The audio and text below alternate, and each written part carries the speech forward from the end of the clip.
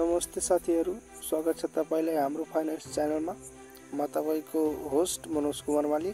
आज हामी कुरा गर्ने छौं म्युचुअल फन्ड भनेको के हो अनि कसरी सुरु गर्ने। पहिला त म्युचुअल फन्ड भनेको के हो भनेर बुझौं। सिधा भाषामा भन्नु पर्यो भने म्युचुअल फन्ड भनेको एउटा थैली जस्तो हो।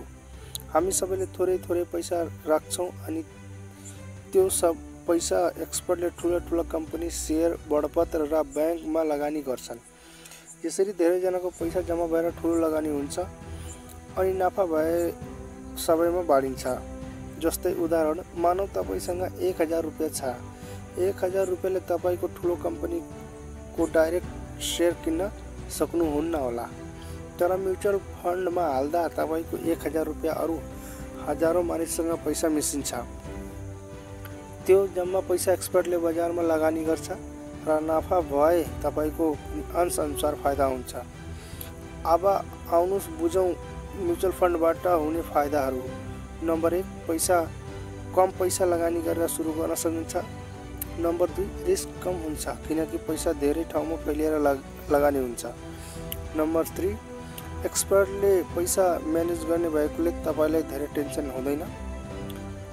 अब बुझौं म्युचुअल फन्ड सुरु कसरी गर्ने हो। नम्बर 1, पहिलो काम तपाईले नेपाल सेक्युरिटीज बोर्डले अनुमति दिएको म्युचुअल फन्ड स्किम खोज्नुपर्छ।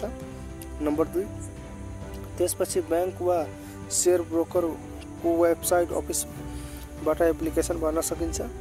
नम्बर 3, अनलाइनबाट पनि एप्लाई गर्न सकिन्छ, खास गरी CESBA मार्फत। नम्बर 4, सुरुमा 500 वा 1000 रुपैयाँमै सुरु गर्न सकिन्छ। तर ध्यान दिनुपर्ने कुराहरू पनि बुझौं। नम्बर 1, म्युचुअल फन्ड पनि मार्केटसँग जोडेको हुन्छ, त्यसैले नाफा घाटा दुवै सम्भव हुन्छ। नम्बर 2, लङ टर्म लगानी गर्न सके फाइदा बढी हुन्छ। त्यसैले म्युचुअल फन्ड भनेको पैसा जम्मा गर्ने एउटा सुरक्षित बाटो हो, जहाँ एक्सपर्टले तपाईको सानो रकमलाई ठूलो लगानीमा बदलिदिन्छ। यदि शेयर मार्केटको थोरै टेस्ट लिन चाहनुहुन्छ तर डाइरेक्ट शेयर किन्न डर लाग्छ भने म्युचुअल फन्ड नै सबैभन्दा सजिलो सुरुवात हो।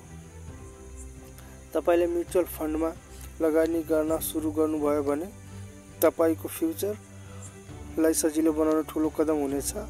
अब तपाईलाई प्रश्न छ, तपाई डाइरेक्ट शेयर मार्केटबाट सुरु गर्नुहुन्छ वा म्युचुअल फन्डबाट? कमेन्टमा आफ्नो कमेन्ट लेख्न नभुल्नुहोला। धन्यवाद।